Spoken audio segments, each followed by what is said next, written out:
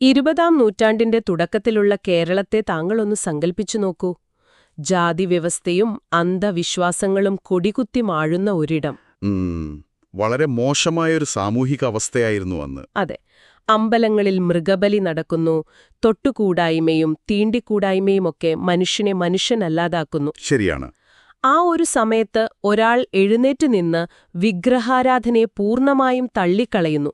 താനൊരു നിരീശ്വരവാദിയാണെന്ന് പ്രഖ്യാപിക്കുന്നു. എന്നിട്ട് വളരെ ശാന്തമായി അദ്ദേഹം സ്വന്തമായൊരു മതം സ്ഥാപിക്കുന്നു. അതെ. ഒറ്റനോട്ടത്തിൽ ചിന്തിക്കാൻ പോലുമാകാത്ത ഒരു വലിയ വൈരുദ്ധ്യമല്ലേ ഇത്? നമ്മുടെ ഈ ആഴത്തിലുള്ള വിശകലനത്തിലേക്ക് താങ്കൾക്ക് സ്വാഗതം. തീർച്ചയായും താങ്കൾക്ക് സ്വാഗതം. മനസ്സാണ് ദൈവം എന്ന ഒറ്റവാക്യത്തിലൂടെ ഒരു കാലഘട്ടത്തെ മുഴുവൻ ചിന്തിപ്പിച്ച കേരളത്തിന്റെ സാമൂഹിക പരിഷ്കരണ ചരിത്രത്തിലെ പ്രഗത്ഭനായ ബ്രഹ്മാനന്ദ ശിവയോഗി എന്ന ആ ചരിത്രപുരുഷനിലേക്കാണ് നമ്മളിന്ന് ഇറങ്ങിച്ചെല്ലുന്നത്. അതെ, അദ്ദേഹം ശരിക്കും ഒരു വലിയ അത്ഭുതമാണ്. ശരി, നമുക്കൊന്ന് വിശദമായി പരിശോധിക്കാം. ആരായിരുന്നു ശരിക്കും ഈ ബ്രഹ്മാനന്ദ ശിവയോഗി? നമ്മൾ നൽകിയിട്ടുള്ള ചരിത്രരേഖകളെ അടിസ്ഥാനമാക്കി നോക്കുമ്പോൾ ഏറ്റവും കൗതുകകരമായ കാര്യം എന്താണെന്ന് വെച്ചാൽ അദ്ദേഹം ജനിച്ചു വീണതൊരു സന്യാസിയായോ വിപ്ലവകാരിയോ ഒന്നുമല്ല എന്നതാണ്. ഓഹോ, അപ്പോൾ ഒരു സാധാരണ തുടക്കമായിരുന്നോ? അതെ, വളരെ സാധാരണമായൊരു തുടക്കം. 1852 ഓഗസ്റ്റ് 26-നാണ് അദ്ദേഹത്തിന്റെ ജനനം. 1852 ഓഗസ്റ്റ് 26. കൃത്യം. പാലക്കാട് ജില്ലയിലെ കൊല്ലങ്കോട് എന്ന ഗ്രാമത്തിലാണ് അദ്ദേഹം ജനിച്ചത്. പാലക്കാട്. രാവുണ്യാരത്ത് കുഞ്ഞികൃഷ്ണമേനോന്റെയും കാരാട്ട് നാണിയമ്മയുടെയും മകൻ. ബ്രഹ്മാനന്ദ ശിവയോഗി എന്നത് പിൽക്കാലത്ത് അദ്ദേഹം സ്വീകരിച്ച പേരാണ്. അപ്പൊ യഥാർത്ഥ പേര് മറ്റെന്തെങ്കിലുമായിരുന്നോ? അതെ, സന്യാസത്തിനു മുൻപ് അദ്ദേഹത്തിന്റെ യഥാർത്ഥ പേര് കാരാട്ട് ഗോവിന്ദമേനോൻ എന്നായിരുന്നു. കാരാട്ട് ഗോവിന്ദമേനോൻ ആയിരുന്നില്ലേ? അതെ, അത് വളരെ കൃത്യമാണ്. മാതാപിതാക്കളുടെ കടുത്ത നിർബന്ധത്തിന് വഴങ്ങി അദ്ദേഹത്തിനൊരു വിവാഹം കഴിക്കേണ്ടി വന്നു. വെറും 17 വയസ്സു മാത്രമുള്ള താവുക്കുട്ടിയമ്മ എന്ന പെൺകുട്ടിയെയാണ് അദ്ദേഹം അന്ന് വിവാഹം കഴിച്ചത്. അപ്പോൾ അവിടെയാണ് എനിക്ക് ശരിക്കും സംശയം തോന്നുന്നത്. ഒരു സാധാരണ നായർ കുടുംബത്തിൽ ജനിച്ച് ഗോവിന്ദൻകുട്ടിയെന്ന് വിളിപ്പേരുമായി നടന്ന് മാതാപിതാക്കളുടെ നിർബന്ധപ്രകാരം വിവാഹമൊക്കെ കഴിച്ചു ജീവിച്ച ഒരു സാധാരണ വ്യക്തി. അതെ. അദ്ദേഹം എങ്ങനെയാണ് പിന്നീട് ലൗകിക ജീവിതത്തെ മുഴുവൻ മാറ്റിമറിച്ച് ഇത്രയും തീവ്രമായ ആശയങ്ങളുള്ള ഒരു യോഗിയായി മാറിയത്? എനിക്കിത് മനസ്സിലാകുന്നത്, ജനലുകളില്ലാത്ത ഇരുണ്ട ഒരു മുറിയിൽ ജനിച്ചു വീണ ഒരാൾ പെട്ടെന്നൊരു ദിവസം ഭിത്തിയിലിടിച്ച് ഒരു വലിയ ദ്വാരമുണ്ടാക്കി പുറത്തേക്കുള്ള സൂര്യപ്രകാശം കാണുന്നതുപോലെയാണ്. വളരെ മനോഹരമായൊരു ഉദാഹരണമാണത്. ആ ഒരു ഉൾവിളി എങ്ങനെയാണ് അദ്ദേഹത്തിനുണ്ടായത്? അതാണ് എനിക്ക് മനസ്സിലാകാത്തത്. താങ്കൾ പറഞ്ഞ ആ ഇരുണ്ട മുറിയുടെ ഉപമ വളരെ കൃത്യമാണ്. ആ ഭിത്തിയിലിടിച്ച് ദ്വാരമുണ്ടാക്കാൻ അദ്ദേഹത്തെ പ്രേരിപ്പിച്ചത് അദ്ദേഹത്തിന്റെ ചുറ്റുപാടുകൾ തന്നെയായിരുന്നു. അതായത് സമൂഹത്തിലെ അനുഭവങ്ങൾ. അതെ. ഇതൊരു വലിയ ചിത്രത്തിലേക്ക് ബന്ധിപ്പിച്ചാൽ നമുക്ക് മനസ്സിലാകുന്നൊരു കാര്യമുണ്ട്. അദ്ദേഹത്തിന്റെ ആ ലൗകിക അനുഭവങ്ങൾ, കുടുംബജീവിതം, സമൂഹത്തിലെ ദൈനംദിന ഇടപെടലുകളൊക്കെ തന്നെയാണ് അദ്ദേഹത്തെ അനാചാരങ്ങൾക്കെതിരെ ചിന്തിക്കാൻ പ്രേരിപ്പിച്ചത്. ശരിയാണ്. തന്റെ ചുറ്റും നടക്കുന്ന ജാതിമതഭേദങ്ങളും അർത്ഥമില്ലാത്ത അനാചാരങ്ങളും മനുഷ്യനെ എത്രത്തോളം ദുരിതത്തിലാക്കുന്നുവെന്ന് അദ്ദേഹം നേരിട്ട് കണ്ടു. അവിടെ നിന്നാണ് അദ്ദേഹം ചോദ്യങ്ങൾ ചോദിക്കാൻ തുടങ്ങിയത്. ആ ചോദ്യങ്ങളാണ് ഗോവിന്ദൻകുട്ടിയിൽ നിന്നും ബ്രഹ്മാനന്ദ ശിവയോഗിയിലേക്കുള്ള യാത്രയുടെ തുടക്കം, അല്ലേ? കൃത്യം. ഇതിൽ ഏറ്റവും രസകരമായ മറ്റൊരു കാര്യം കൂടിയുണ്ട്. അദ്ദേഹത്തിന്റെ ഭാര്യ താവുക്കുട്ടിയമ്മ പിന്നീട് അദ്ദേഹത്തിന്റെ ആരാധകരുടെ ഇടയിൽ യോഗിനി മാതാവ് എന്നാണ് അറിയപ്പെട്ടത്. യോഗിനി മാതാവ്. അതെ, അതായത് അദ്ദേഹത്തിന്റെ ആ വലിയ ചിന്താമാറ്റത്തിൽ അവർക്കും വലിയ പങ്കുണ്ടായിരുന്നു എന്നു വേണം കരുതാൻ. അവിശ്വസനീയം തന്നെ, ഒരു സാധാരണ കുടുംബത്തിൽ നിന്നുള്ള ആ വലിയ മാറ്റം. എന്നാൽ ഇവിടെയാണ് കാര്യങ്ങൾ ശരിക്കും കൗതുകകരമാകുന്നത്. സന്യാസിയായി മാറിയ ശേഷം അദ്ദേഹം മുന്നോട്ടുവെച്ച ആശയങ്ങൾ അക്കാലത്തെ സംബന്ധിച്ചിടത്തോളം അക്ഷരാർത്ഥത്തിലൊരു ഭൂകമ്പം തന്നെ സൃഷ്ടിച്ചിട്ടുണ്ടാകണം.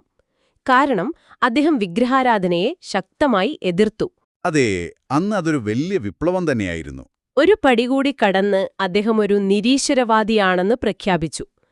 ഇവിടെ എനിക്കൊരു വലിയ വൈരുദ്ധ്യം തോന്നുന്നുണ്ട്. എന്ത് വൈരുദ്ധ്യം? ഒരു നിരീശ്വരവാദി എങ്ങനെയാണ് 1907 പാലക്കാട്ടെ ആലത്തൂരിൽ ഒരു സിദ്ധാശ്രമം സ്ഥാപിക്കുന്നത്? അതൊരു വിരോധാഭാസമല്ലേ? ദൈവമില്ലെന്നു പറയുന്ന ഒരാള് എന്തിനാണ് ആശ്രമം തുടങ്ങുന്നത്? അതൊരു ഗംഭീര ചോദ്യമാണ്. ഒറ്റനോട്ടത്തിൽ അതൊരു വലിയ വൈരുദ്ധ്യമായി തോന്നാം. എന്നാൽ അദ്ദേഹത്തിന്റെ ആശയങ്ങളെ ആഴത്തിൽ പരിശോധിച്ചാൽ ആ സംശയം മാറും. എങ്ങനെയെന്ന് പറയാമോ? അദ്ദേഹം സിദ്ധാന്തിച്ചത് നിർമ്മമനായ ഒരു ഈശ്വരനെക്കൊണ്ട് ലൗകിക ജീവിതത്തിൽ യാതൊരു പ്രയോജനവും ഇല്ല എന്നാണ്. നിർമ്മമനായ ഈശ്വരൻ, അതായത് മനുഷ്യന്റെ കഷ്ടപ്പാടുകളിലോ ദുഃഖങ്ങളിലോ യാതൊരു വിധത്തിലും ഇടപെടാത്ത തികച്ചും നിസ്സംഗനായ ഒരു ഈശ്വരൻ ഉണ്ടെങ്കിൽ തന്നെ ആ ഈശ്വരന് വേണ്ടി മനുഷ്യർ എന്തിനാണ് അത്രമാത്രം സമ്പത്തും സമയവും കളഞ്ഞു പൂജകളും വഴിപാടുകളും നടത്തുന്നത്? വളരെ യുക്തിസഹജമായ ചോദ്യം. അതെ, അങ്ങനൊരു ഈശ്വരനെ പ്രീതിപ്പെടുത്തേണ്ട കാര്യമില്ല എന്ന് അദ്ദേഹം വാദിച്ചു. അതുകൊണ്ടുതന്നെ അദ്ദേഹം സ്ഥാപിച്ച 1907 ആലത്തൂർ സിദ്ധാശ്രമം എന്ന് പറയുന്നത് പരമ്പരാഗതമായ അർത്ഥത്തിലുള്ള ഒരു പുണ്യസ്ഥലമായിരുന്നില്ല. പിന്നെന്തായിരുന്നു? മറിച്ച് യുക്തിചിന്തയുടെയും സാമൂഹിക മാറ്റത്തിന്റെയും ഒരു കേന്ദ്രമായിരുന്നു അത്. ആഹാ, അപ്പോൾ അതൊരു ചിന്താകേന്ദ്രമായിരുന്നു എന്ന് പറയാം. പക്ഷേ അവിടെയും തീരുന്നില്ലല്ലോ അദ്ദേഹത്തിന്റെ വൈരുദ്ധ്യങ്ങള്.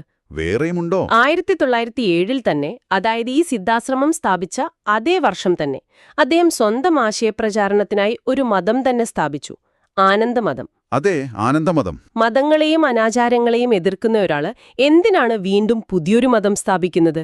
ഇത് പഴയ വീഞ്ഞ് പുതിയ കുപ്പിയിലാക്കുന്ന പരിപാടിയല്ലേ? അല്ലല്ല, ഒരിക്കലുമല്ല. ആനന്ദമതം എന്നതുകൊണ്ട് അദ്ദേഹം ഉദ്ദേശിച്ചത് നമ്മളീ കാണുന്ന പോലെയുള്ള ആചാരങ്ങളും അനുഷ്ഠാനങ്ങളും നിറഞ്ഞൊരു മതത്തെ ആയിരുന്നില്ല. അതൊരു ജീവിത രീതിയായിരുന്നു. ഓഹോ! മനുഷ്യന് ആനന്ദം നൽകുന്നതെന്തോ അതാണ് മതം എന്നാണ് അദ്ദേഹം വിശ്വസിച്ചത്. അതാണ് ആനന്ദമതം. അപ്പോൾ പഴയ മതഗ്രന്ഥങ്ങളെയൊക്കെ അദ്ദേഹം പൂർണ്ണമായും തള്ളിക്കളഞ്ഞോ? അവിടെയാണ് അദ്ദേഹത്തിന്റെ ബുദ്ധിപരമായ ഇടപെടൽ നമ്മൾ കാണേണ്ടത്.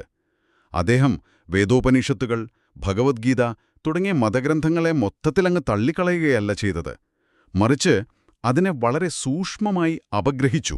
അതായത് നമ്മൾ രാവിലെ ഒരു ഫിൽട്ടർ ഉപയോഗിച്ച് കാപ്പി അരിച്ചെടുക്കുന്നത് പോലെയല്ലേ?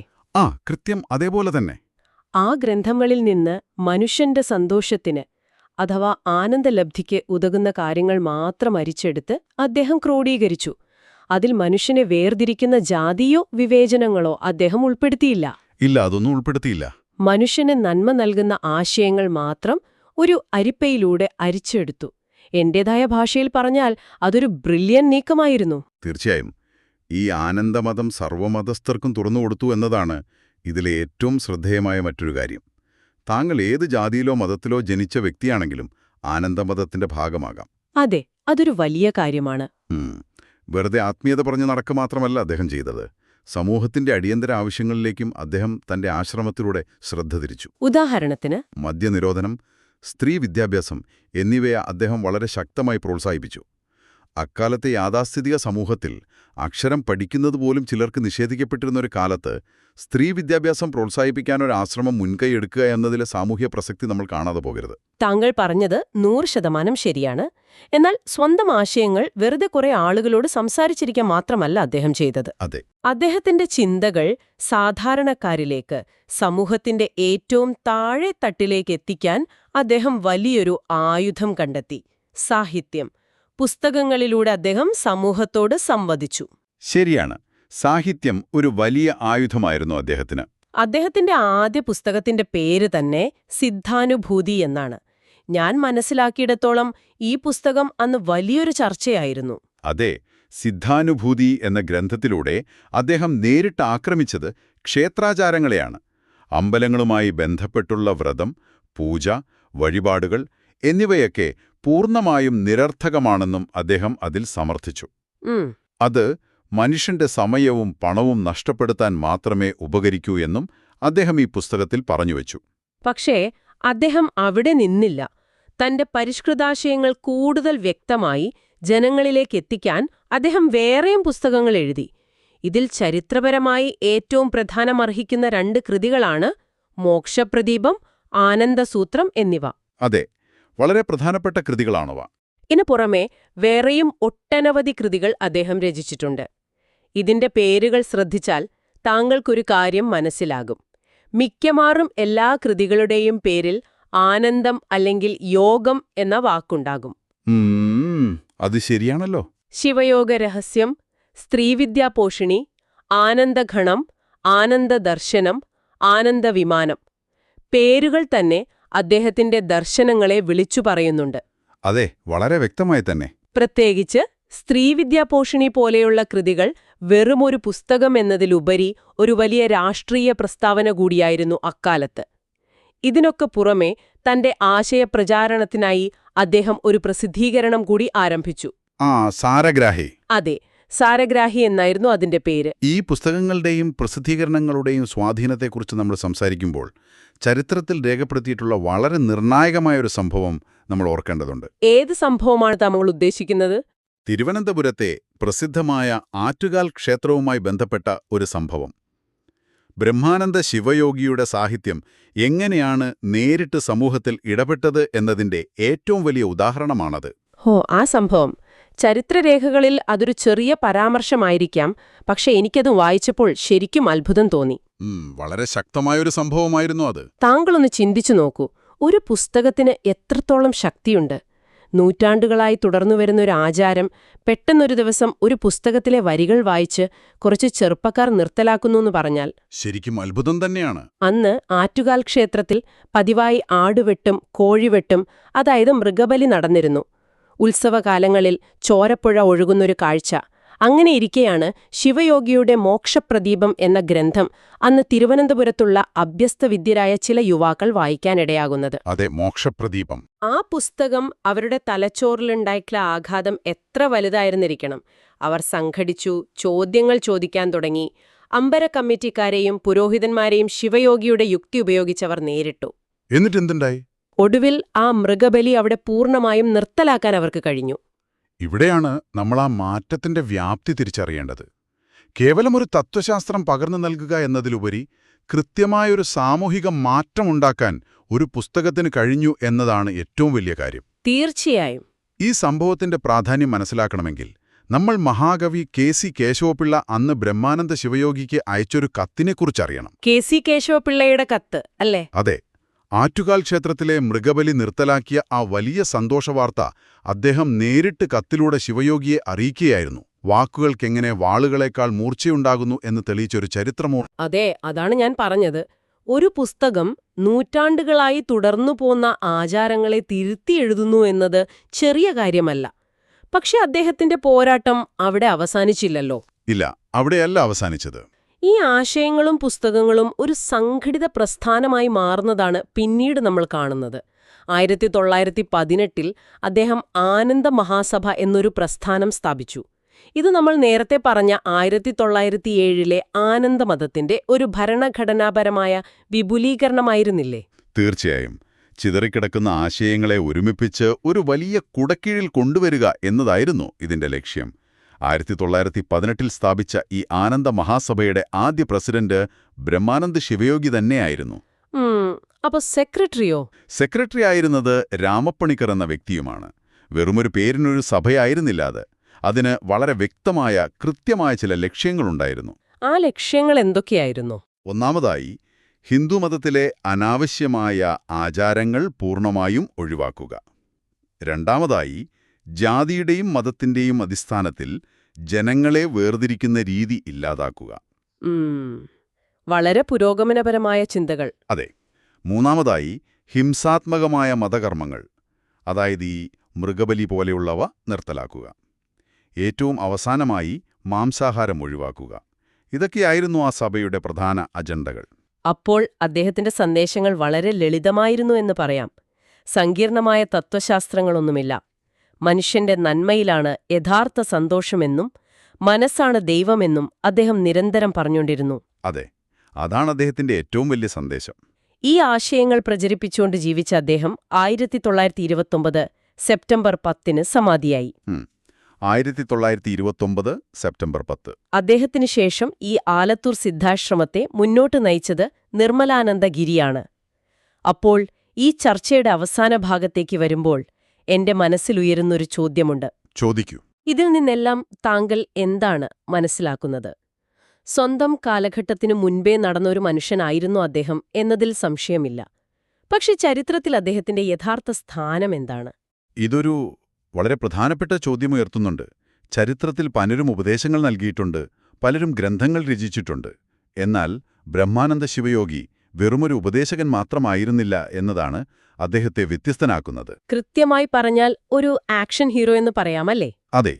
മതത്തിന്റെ പേരിലുള്ള ഹിംസകൾക്കെതിരെയും മനുഷ്യർക്കിടയിലുള്ള വിവേചനങ്ങൾക്കെതിരെയും അദ്ദേഹം വെറുതെ സംസാരിക്കുകയോ ലേഖനമെഴുതുകയോ മാത്രമല്ല ചെയ്തത്. 1918 തന്നെ കൃത്യമായൊരു ഭരണഘടനയുള്ള പ്രസിഡന്റും സെക്രട്ടറിയുമൊക്കെയുള്ള ഒരു സഭയുണ്ടാക്കി. ആനന്ദ മഹാസഭ. അതെ, വളരെ സംഘടിതമായി അദ്ദേഹം ഇതിനെതിരെ പോരാടി. 20ാം നൂറ്റാണ്ടിന്റെ തുടക്കത്തിൽ കേരളത്തിൽ അങ്ങനെയൊരു സംഘടിത നീക്കം ഒരു സന്യാസിയുടെ ഭാഗത്തുനിന്നുണ്ടായി എന്നതിന്റെ ചരിത്രപരമായ പ്രാധാന്യം നമ്മൾ എത്ര പറഞ്ഞാലും മതിയാവില്ല. ശരിയാണ്.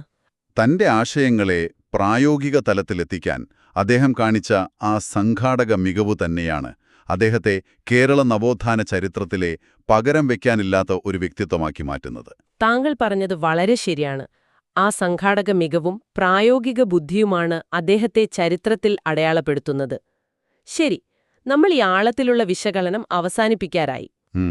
കാരാട്ട് ഗോവിന്ദമേനോൻ എന്ന സാധാരണക്കാരനായ ഗോവിന്ദൻകുട്ടി പിന്നീട് ബ്രഹ്മാനന്ദ ശിവയോഗിയായി മാറിയ വലിയ ചരിത്രമാണ് നമ്മൾ ഇന്ന് വിശദമായി പരിശോധിച്ചത്. അതെ, 1852 ഓഗസ്റ്റ് 26 ജനിച്ച് തന്റെ ജീവിതാനുഭവങ്ങളിലൂടെ അന്ധവിശ്വാസങ്ങളെ തിരിച്ചറിഞ്ഞ് അദ്ദേഹം മുന്നോട്ട് വന്നു. എന്നിട്ട് 1907 ആലത്തൂരിൽ സിദ്ധാശ്രമവും ആനന്ദമതവും സ്ഥാപിച്ച് അദ്ദേഹം ഒരു പുതിയ വഴി വെട്ടിത്തുറന്നു. പിന്നീട് 1918 ആനന്ദ മഹാസഭയ്ക്ക് രൂപം നൽകിക്കൊണ്ട് അതൊരു സംഘടിത പ്രസ്ഥാനമാക്കി അദ്ദേഹം മാറ്റി. ശരിയാണ്. സിദ്ധാനുഭൂതി, മോക്ഷപ്രദീപം, ആനന്ദസൂത്രം തുടങ്ങിയ അദ്ദേഹം രചിച്ച കൃതികളും അവ കേരള സമൂഹത്തിലുണ്ടാക്കിയ വമ്പിച്ച മാറ്റങ്ങളും താങ്കൾ മറക്കാൻ വഴിയില്ല. ഒരിക്കലുമില്ല. മഹാകവി KC കേശവപിള്ളയുടെ കത്തും ആറ്റുകാൽ ക്ഷേത്രത്തിലെ മൃഗബലി നിർത്തലാക്കിയ സംഭവവും എന്നും ഓർക്കേണ്ടതാണ്. 1929 സെപ്റ്റംബർ 10 അദ്ദേഹം സമാധിയായതും പിൻഗാമിയായി നിർമ്മലാദാഗിരി ചുമതലയേറ്റതും നമ്മൾ കണ്ടു. അതെ, ഈ ചരിത്ര വസ്തുതകളെല്ലാം വെറും പേരുകളും വർഷങ്ങളുമല്ല. ഇരുണ്ട ഒരു കാലഘട്ടത്തിൽ നിന്ന് വെളിച്ചത്തിലേക്ക് കേരളത്തെ നയിച്ച ചില നാഴികക്കല്ലുകളാണിതെല്ലാം എന്ന് നമ്മൾ മനസ്സിലാക്കണം. ഈ പുസ്തകങ്ങളും തീയതികളും ഓരോ മാറ്റത്തിന്റെ അടയാളപ്പെടുത്തലുകളാണ്. തീർച്ചയായും. ഈ ചർച്ച അവസാനിപ്പിക്കുന്നതിനു മുൻപായി ഈ ചരിത്രരേഖകളിൽ നേരിട്ട് പറയാത്ത, എന്നാൽ നമ്മൾ ഓരോരുത്തരും ചിന്തിക്കേണ്ട ഒരു കാര്യം കൂടി താങ്കളുടെ മുൻപിലേക്ക് വെക്കുകയാണ്. മനസ്സാണ് ദൈവമെന്നും മനുഷ്യന്റെ നന്മയിലാണ് യഥാർത്ഥ സന്തോഷമെന്നും ബ്രഹ്മാനന്ദ ശിവയോഗി നൂറ്റാണ്ടുകൾക്ക് മുൻപ് നമ്മളോട് പറഞ്ഞു. അദ്ദേഹം അന്ന് ജീവിച്ചത് അന്ധവിശ്വാസങ്ങളുടെ ഇരുണ്ട യുഗത്തിലായിരുന്നെങ്കിൽ ഇന്ന് നമ്മൾ ജീവിക്കുന്നത് വിവരങ്ങളുടെ അതിപ്രസരമുള്ള ഡിജിറ്റൽ യുഗത്തിലാണ്. അതെ, വളരെ ശരിയാണ്. രാവും പകലും സ്ക്രീനുകൾക്കു മുൻപിൽ നമ്മൾ നമ്മുടെ ജീവിതം ഹോമിക്കുമ്പോൾ അനാവശ്യമായ ഉത്കണ്ഠകളും വിഷാദവും നമ്മെ വേട്ടയാടുന്നു. മാനസിക സമാധാനമെന്നത് ഇന്നു മനുഷ്യന്റെ ഏറ്റവും വലിയ വെല്ലുവിളിയായി മാറിയിരിക്കുകയാണ്. തീർച്ചയായും വലിയൊരു പ്രതിസന്ധിയാണത്. ഈയൊരു സാഹചര്യത്തിൽ ശിവയോഗി അന്നു പറഞ്ഞ ആനന്ദമതമെന്ന ആശയത്തിന്, അതായത് നമ്മുടെ പുറത്തുള്ള ലോകത്തല്ല മറിച്ച് നമ്മുടെ ഉള്ളിൽ തന്നെ ആനന്ദം കണ്ടെത്തുക എന്ന സങ്കല്പത്തിന്, ആധുനിക മനുഷ്യന്റെ മാനസികാരോഗ്യ പ്രശ്നങ്ങൾക്ക് ഒരു വലിയ പരിഹാരമാകാൻ കഴിയുമോ? ചിന്തിക്കേണ്ട വിഷയം തന്നെയാണ്. നമ്മുടെ മനസ്സിന്റെ ഉള്ളറകളിലെ ഇരുണ്ട മുറികളിലേക്ക് വീണ്ടും ആ യുക്തിയുടെയും ആനന്ദത്തിന്റെയും വെളിച്ചം കടന്നുവരേണ്ടതുണ്ടോ? താങ്കളൊന്ന് ചിന്തിച്ചു നോക്കൂ. ഈ ആഴത്തിലുള്ള വിശകലനത്തിൽ ഞങ്ങളോടൊപ്പം പങ്കുചേർന്നതിന് താങ്കൾക്ക് വലിയ നന്ദി. വീണ്ടും കാണാം.